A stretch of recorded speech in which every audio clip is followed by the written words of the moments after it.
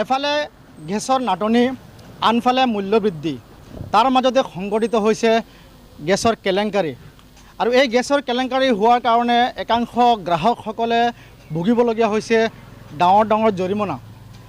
গ্ৰাহকসকলে তেওঁলোকে বুকিং কৰা গেছসমূহ নাপায় অথচ এনেকুৱা কিছুমান দালাল আছে যিসকল দালালে গেছসমূহ চোৰাংভাৱে লৈ যায় কিছুমান গ্ৰাহকে গমেই নাপায় তেওঁৰ নামতে গেছ বুকিং কৰা হয় তেওঁৰ নামতে গেছৰ কানেকশ্যন লোৱা হয় আৰু তাৰ পিছতে কলা বজাৰত বিক্ৰী কৰা হয় মোৰ হাতত এখন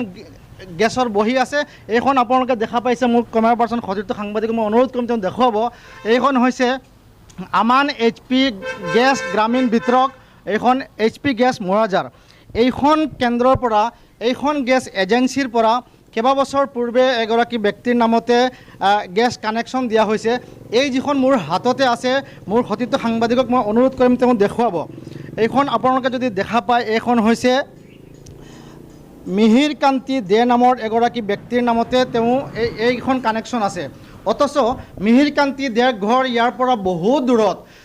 কাৰ্বি আংলং জিলাৰ চামাগুৰিত তেওঁৰ ঘৰ আৰু এইখন হৈছে মোৰাজাৰৰ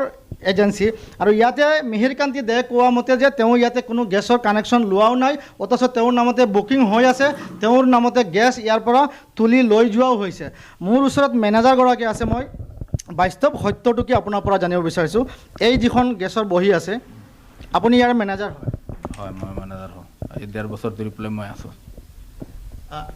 এই যিখন গেছৰ বহি আছে এই বহিখনত যিজন ব্যক্তি আছে তেওঁ কি কৈ আছে এতিয়া আপোনাৰ তাত কৈছে আপোনাৰ তাততো মইতো আপোনালোকে কল কৰিছে মোৰ সন্মুখতে কল কৰিছিলে মইতো কেতিয়া কল কৰা নাই আৰু এইটো বিষয়ে মই নাজানো কাৰণ মই 1.5 বছৰ হৈছে এইটো যেতিয়া ফাৰ্ষ্ট অপেনিং কৰা হৈছে আমাৰ এখেতে মিহিৰ কান্তি দে কি কৈছে এতিয়া আপোনাৰ মোক কৈছে বুলি সিহঁতে মানে এপ্লাই কৰা নাই বুলি তেওঁৰ নাজানে বুলি এইটো কৈছে মোক তেওঁ এজন গ্ৰাহকে নজনাকৈ তেওঁৰ নামতে কেনেকুৱা গেছ এইটোতো এজেণ্টসকলে যদি আগতে যদি আনি পেলাই দিছিলে এজেণ্টসকল আছিলে CSCৰ যিবিলাক হেৰি আছিলে সিহঁতে যদি আনি পেলাই মনাই থৈ গৈছিলে তেতিয়া সিহঁতে মনাই থৈছে এইটোতো মই ক'ব নোৱাৰোঁ গ্ৰাহক নোহোৱাকৈ লৈ গৈছে নাই গ্ৰাহক আগতেতো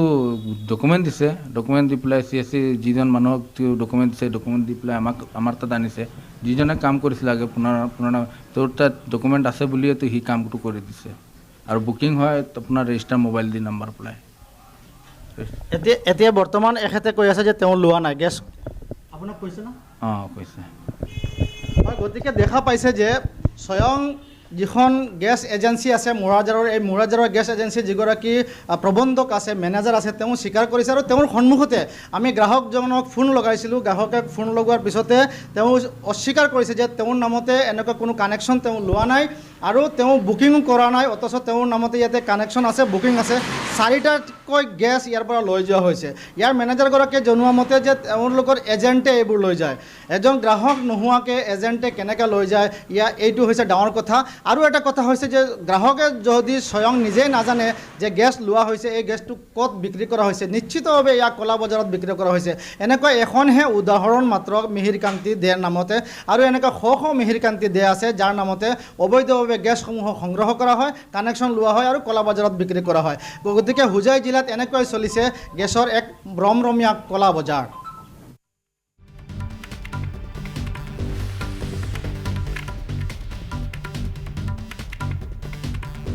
মূল্যবৃদ্ধি আনফালে গেছৰ নাটনি দেখিবলৈ পোৱা গৈছে আমি ইতিমধ্যে ডবকাৰ সেই খবৰ উল্লেখ কৰিছোঁ যে ডবকাত ইতিমধ্যে পোহৰলৈ আহিছে ৰন্ধন গেছৰ চোৰাং বজাৰৰ এক ভয়ংকৰ তথ্য